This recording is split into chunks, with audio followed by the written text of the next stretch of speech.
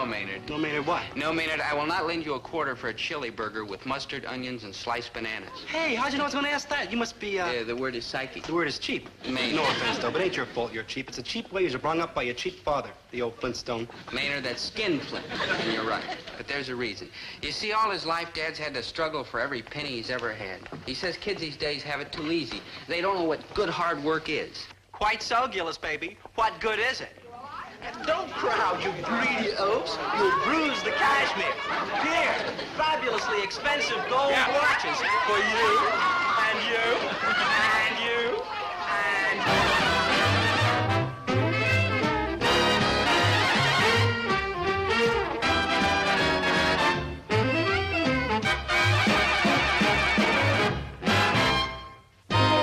Chatsworth Osborne Jr. is the richest boy in town. He drives a fancy foreign sports car, he lives in a beautiful house on the hill, and he has unlimited charge accounts at all the classy stores. But with all that, is he happy? Well, yes, I guess he is. But it's not real happiness. Not the kind that's lasting or important. You don't believe me? Okay. Just look at the way he celebrates his birthday. on this my joyous natal day, oh joy to me, hooray, hooray. Chatsworth, you are the utter flaming ultimate. I mean, giving us watches to celebrate your birthday, I mean. Yes, I am rather sporty, amn't I? There will now be great gobs of appreciative, unsolicited applause. And now for the pièce de résistance. You are all invited, social position notwithstanding, to attend a gala soiree at my palatial home. Halt! Halt, peasants, I command you. Didn't you hear? You were invited to Osborne Manor. Thanks anyhow, Chatsworth, but I've got to get home and study. I'm weeks behind in history. Well, no. Come back. Please, compatriots, schoolmates, friends. Please don't go. Oh, mice and rats. Dobie, why won't anyone come to my party? What did I do wrong? What? Chatsworth, listen to me. Those kids turned down your invitation because you tried to win their friendship by paying for it. You'll never be a worthwhile human being if you put money before character. Oh, come now. Oh, come now. You're supposed to be on my side. But I must admit you are far better liked than I, despite your commonplace origins. You are respected for what you are, not for what your family can buy for you. Yes, you are a fine, upstanding citizen of the future. No, I wouldn't say that. No, me neither. It's true. Tell me, Dobie-Doo, how did you get to be the kind of chap you are today? Bad breaks. How I envy you. You must have been molded into your present manly shape by some rock-hard, solid, stubborn, unbending force. For Pete's sake, Dobie, I've been driving all over this cotton-picking campus looking for you. What kind of malarkey's going on around here anyway? Dad, I wasn't supposed to meet you to help with the delivery until 4. What's the matter? It's going to kill you to be a few minutes early? How long have I been yapping at you about ambition and push and get up and go? Boy, if you're ever going to amount to anything in this world, you got to remember the... Did you ever wonder how come you act like you and I act like me? Well, there's a lot of reasons, of course, but mostly I'd say it's on account of our parents and the way we were brought up. I mean, my parents, for instance, are strict but fair. Maynard's parents are bewildered but hopeful. And Chatsworth Osborne Jr.'s mother's is I'm a supreme example of American motherhood. Sweet, kind, gentle, understanding. And if you do not stop pestering me at once, it's Devil's Island for you, you nasty boy.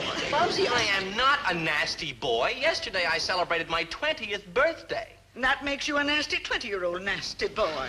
Lovable me? Thanks to lovable you, I will probably have to call off my tiger hunt in India. I can't go and leave you all alone here at Osborne Manor. Why not? I am perfectly capable of taking care of myself. I am in college. I am a veteran of the armed forces. Oh, Chatsworth, it pains me deeply to tell you this, but merely being in college and being a veteran does not necessarily qualify you to be a responsible, dependable person. Yes, I'm afraid so, Mumsy. You have every qualification to be a man. Age, education, background, and still. I am nothing but a nasty boy. True, heartbreaking, but true.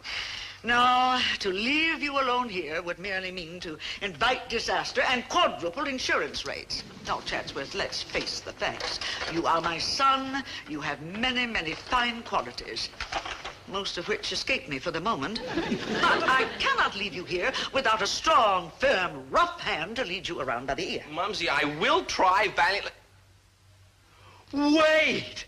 A strong, firm, rough hand. I know just the man. I know. Oh, simmer down, Chatsworth. What are you jabbering about? Mumsy, what if I could find someone who is strong and firm and rough enough? Someone who could mold Chatsworth Osborne Jr., namby-pamby weakling, into Chatsworth Osborne Jr., manly man among men. Well, it would be bye-bye Chatsworth, hello India. Oh, where would we ever find such a man? Someone hard and firm and ruthless. Now that Captain Bligh is no longer with us. I've got just the man. He'll turn me into the kind of person I so long to be. Self-reliant, firm, decisive, confident. Mean, rotten, mean, also cheap. Maynard, you're talking about my father. That's the fellow rough-looking. Mean, rotten, mean, also I know all those things. That's why I want to borrow him. Borrow my father?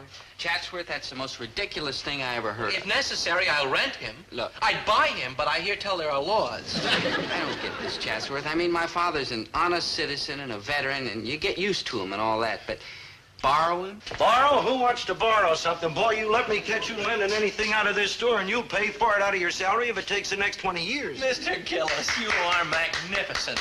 What's the matter with you? You some kind of a blue-blooded nut or something? Mr. Gillis, I came here to ask a favor of you. Him? Oh, come now. Maynard. Mr. Gillis, All right, Chatsworth, tell me what you want so I'll know what I'm saying no to. I want you to make me into exactly the kind of man your son Dobie is. I was right. You are a blue-blooded nut. I'm serious, Mr. Gillis. Please listen to me. Mr. Gillis! This seems to mean a great deal to Chatsworth, dear. Why don't you hear him out? Okay, Chatsworth, what's on your mind? Mr. Gillis! I've heard enough, and I'm against the whole thing. Goodbye. Look at me, Mr. Gillis. What kind of a person do I appear to be? The truth now. Well, Mr. G, if you're short on words, I got plenty. Maynard. What about you, Mrs. Gillis? How would you describe me? Well, Dobie? Well, Oh, boy, my turn. Maynard. I'm spoiled. True? Snobbish. Overbearing. Snooty. Yep, them are the words. It's true. That's exactly the kind of person I've been. Snobbish, snooty, overbearing. You left out creepy. All right. Creepy. That's why I need your help, Mr. Gillis. I want you to move into Osborne Manor while Mumsy is away. Bring your family with you if you wish. And make me over. Make me toe the mark the way you did with Dobie. Make a man of me. My life to now has been a terrible waste. I desperately need someone to straighten me out before it's too late. You know something, Chatsworth? Under that snooty outside, I've got a feeling that you've got a pretty okay inside. I hope so, Dobie, do. I truly hope so. Mr. Gillis will be overjoyed to help you, Chatsworth, dear. Won't you, Herbert? Now, Winnie. Dad, a human soul's crying out for help. How can you say no? You're right, son. I'm too big a man to back down in the face of this challenge. Chatsworth, you've got yourself a deal. But you better be loaded with intestinal fortitude, because from now on, it's early to bed, early to rise, hard work, the rough and ready life. Glorioski, I'm beginning to feel stalwart and manly already. Teaching Chatsworth Osborne Jr. how to become a man was not a job to be taken lightly. But if it could be done, Dad was a fella to do it. In the first place, he doesn't go for any of that fancy bowing and scraping. I don't go for none of that fancy bowing and scraping. Now cut that out. I want you to treat me like I was a simple person. He is bowing and scraping to me, simple man. If you were any more simple, it would be indecent. Hello, Mrs. Osborne. Gillis, I understand that you are going to attempt to take my place and make a hard-working, earthy man among men out of my poor baby. Chatsworth, button your coat, dear. There's a draft out here. Mumsy, please. Well, I shall do my best, ma'am. After all, there's good stuff in the boy. It just ain't been brought out right around here. No offense. And so you intend to bring out this good stuff in him? Mrs. Osborne, when you get back home, you won't recognize the boy. Well, I've always tried to do what is right for Chatsworth ever since his father went to that big board of directors meeting in the sky. Raising a boy alone is not easy for a poor, helpless widow. By the way, Tremblay, call my broker first thing in the morning. Tell him to buy up every share of Amalgamated Tin if it breaks the company and every miserable stockholder in it. It'll be attended to, madam. Mrs. Osborne, my husband does not mean that he intends to take your place. It's just that, forgive me, without a firm, masculine hand to guide him, a boy can go off in odd directions. Oh, no. Don't shilly-shally, Mrs. Gillis. Your coarse working man husband intends to show Chatsworth that our way of life has been harmful. It must be true, Mumsy, else why am I so unpleasant? The word is nasty, but you do have a point. I have absolutely no faith in the outcome of this whole experiment, but I have promised Chatsworth that he may have a go at it, and I never renege on a promise, unless I feel like it. Tremblay, my bags. India awaits. Farewell, Mumsy. Good hunting. All right, Chatsworth. Greatly. No, an invasion, Tremblay, by elephant gun. So it's just me, Maynard G. Krebs. Call Washington. Try to get President Harding directly. Maynard's with me, Mrs. Osborne. He gets lonesome alone. I cry. Oh, no. Oh, after this, man-eating tigers will be a ladies' tea party. So, they think they can brainwash Mumsy's little lamb. Ha! Mumsy is going nowhere. Mumsy is staying right here and watch them fail miserably. Here, madam. Oh, this secret passage goes all through the house. It was built by Chatsworth's great-great-grandfather, Republican J. Osborne. He hid out here through 5 Democratic administrations. Trembling, hide the luggage. There's more than one way to skin a Gillis. Yes, madam.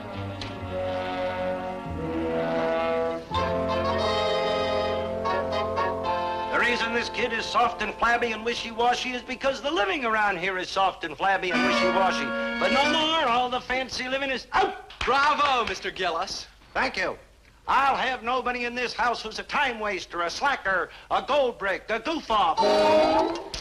You rang? My pipes, G. When does easy living start? Maynard, drop that gear, fall in, and start shaping up. Yes, sir, dictatorship. And that's the way it's gonna be. Hard work, no frills. Any questions? That's what I like to see. No back talk. Dismissed. And listen, you guys better get upstairs and start sleeping on the double because Reveille goes at 0600. We got to get out there and rake leaves and paint the tool shed and dig a couple of 100 post holes. 6 o'clock, Dad. Like 6 o'clock? Like bye.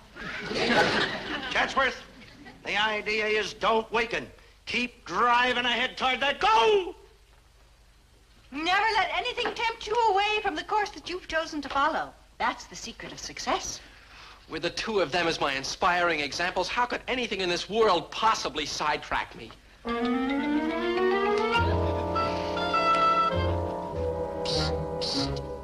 Trembling. You hissed, madam? Don't look at the picture, you knucklehead.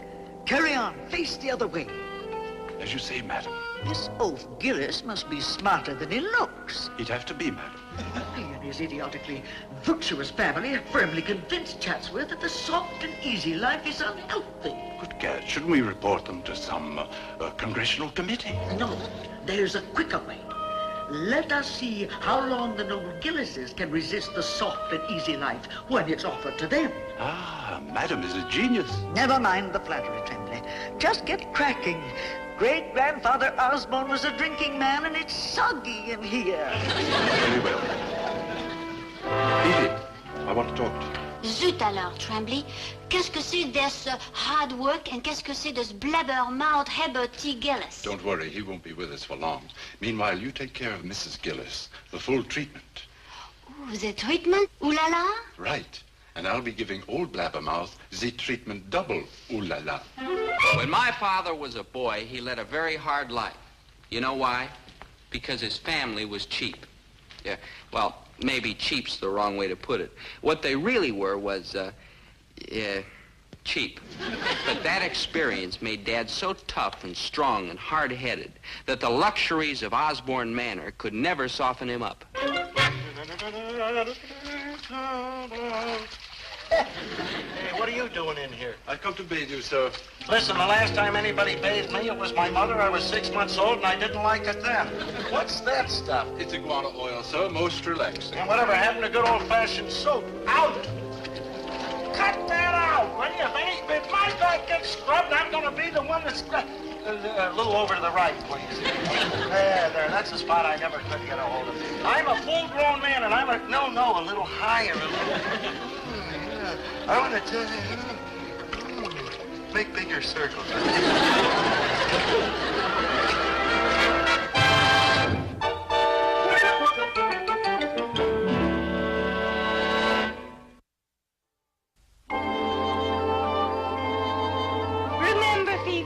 The only reason that I'm letting you wait on me like this is because it's been a long, tiring day. Oui, madame. And now, madame must choose for herself a beautiful dressing gown from Paris. A dressing gown? Oh, no, Fifi, I couldn't take anything. That white one. Is that my size? It is perfect, madame. Oh, it's been years since Herbert saw me in anything like this. Not since our honeymoon. Oh, come on, girls, hurry up. I can't wait for Herbert to see me. And don't be cheap with that perfume. Oh, poor Herbert, living the rough and rugged life. He doesn't know what he's missing.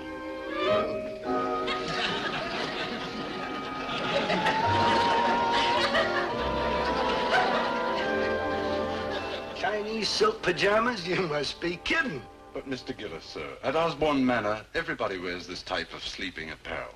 Look, I let you talk me into that fancy bath, see? But the silk pajamas is out, and that goes for you too, Waldo. Out! But, sir, what about the midnight repast that cook has prepared? All sorts of goodies? Don't you know that it is very unhealthy to eat just before you go to bed? Besides, stuff like, this, well, I guess just this once a little snack ain't gonna hurt me, huh? But I don't want you to think it's gonna become a regular habit, see? Give me just a little dab of those fish eggs, Harry. Of course it won't become a regular habit. How about some of these oysters Rockefeller? Well, if Rockefeller ain't using them, why not? Say, Blinky, would you mind slipping on my slippers? I've had a hard, tiring day. That's the way to talk. Now you've got the right idea. Poor Winnie. She don't know what she's missing. All right, so Mrs. Osborne's butler found a couple of little weak spots in Dad. But when it came to fighting off the important luxuries, Dad was strong as an ox. I can have these peeled the next time.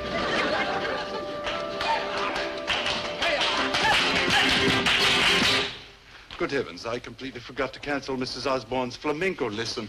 I'm sorry, Madam is out of town. Bye-bye. Adios. Vamos.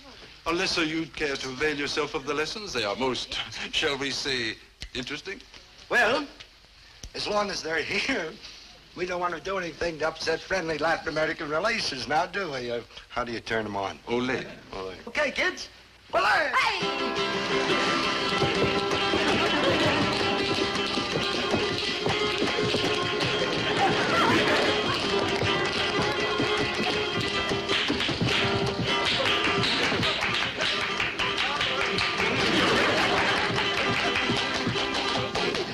Join the party.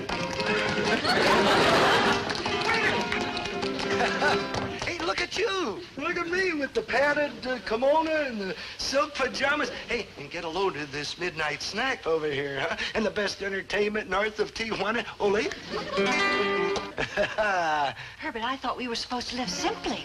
Well, Winnie, you know I don't like this fancy living any more than you do, but we got to think of all our other fellow Americans. Fellow Americans? Well, sure, all of our other fellow Americans. Take these fish eggs, for instance. Why, if we don't eat them, the first thing you know, the demand for fish eggs starts going down, and it's a known fact that fish eggs collectors have large families, see? Now, what happens to all these little kitties when Papa gets the eggs, huh? Poverty, starvation, malnutrition, that's what. And rubber boots. Rubber boots? Well, sure, you don't think a guy can go running around in rivers collecting fish eggs unless he wears rubber boots, do you? Well, I suppose And not, where do Herbert, we but- get the rubber from to make those rubber boots? South America. You don't want the rest of the world to figure we're turning our backs on our fellow South Americans, do you? And tortillas, what about them? Tortillas? No Spanish dancing, nobody wears on heels. Nobody wears on heels, nobody's buying heels. And all the Spanish heel makers are broke and can't buy tortillas. And then the tortilla makers are broke. And Winnie, you are driving us smack dab into the center of malnutrition, starvation, poverty, and war with Spain and South America and all us fellow Americans. I'm just no good. I hate myself. Dancers? Ole!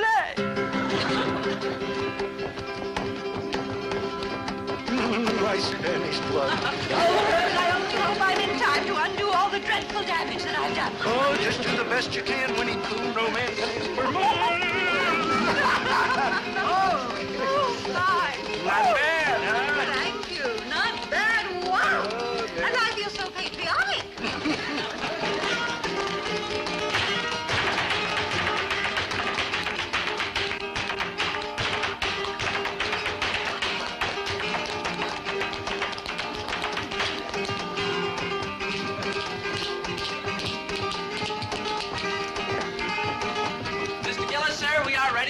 so we may be up for the birds and start working and learning to... What about the virtues of hard work and the plain, simple life? Well, Chancey, I'll tell you. You see, it was this way. I can explain everything, but, you tell them, Eddie. No, please, Mr. Gillis. It's all perfectly clear. Temptation was put in your path and you couldn't resist it. I understand. I've spent a lifetime giving in to temptations myself. Now, just a minute. So we lived it up a little, but this don't mean that I ain't fit to teach you how to grow up and be a man. No offense, Dad, but that's exactly what it does prove. Chatsworth brought us here to be shining examples of the kind of person he thinks he wants to be. And we've only proved that no one can really rely on someone else to teach him the things he has to learn himself. Now, hold on, boy. I think that, well, I think I've let you down horribly, Chatsworth, and I don't want you to be mad at me. I'm not bad, I'm just weak. Please, I feel terrible about letting your mother down because we promised that we'd take care of the house for her. I shall take care of the house and I shall take care of Mumsy. You will do what, you nasty boy? Mumsy! Hard-working, homespun, pioneer spirit. Well, now I hope you've learned a lesson. I have been lurking there all day waiting for this moment. But, Mumsy! Quiet, ingrate. No, Mumsy, I shall not be shushed like a mere child. Your little boy has become a full-fledged Osborne man. Chatsworth, this is utter nonsense. How can you suddenly be so sure you're a man? I don't know exactly how. I just know. Forgive me for interfering, Mrs. Osborne, but Chatsworth is right. Somehow he knows that he's learned all he can from others. From here on in, everything he does or doesn't do in life is up to him, and him alone. He's just a boy. No, Mumsy. To everyone in this room, my actions in the past few minutes have proved that I have become a man. But you still see me as a boy. Only to you, Mumsy. Because you can't see clearly for the love in your eyes. Oh, I guess you're right. Well, now you're a man. The Mumsies are always the last to know. Now go to India and hunt to your heart's content. Be happy. I am a man now. I shall take charge. By thunder, I think you can do it. Well, Chatsworth, farewell. I go with a light heart and an itchy trigger finger. I think I've passed the first test. You certainly have, dear. Well, I guess we better get out of here so you can start running Osborne Manor and being simple and rugged and hard-working. Well, I certainly do want to be simple, rugged, and hard-working. Starting tomorrow. Food, dancing, music, olay!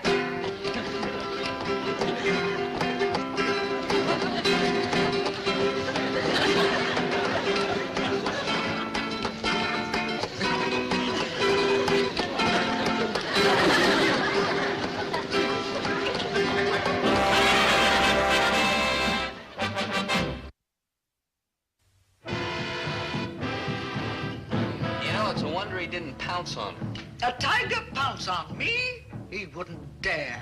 Well, we're awfully glad that you're home safe and sound and that you're here having dinner with us. Oh, it was delicious. Now, you must give this recipe to my chef. What's it called? Frankfurters and beans. Just call Winnie any Tuesday or Thursday and she'll put your name in the pot. Well, you men sit here and talk. I have dishes to do. May I help? Chatsworth, you weren't listening. Men are to sit here and talk. Dishes are a woman's work. Winnie, will I wash or dry? Glorioski, my cup runneth over.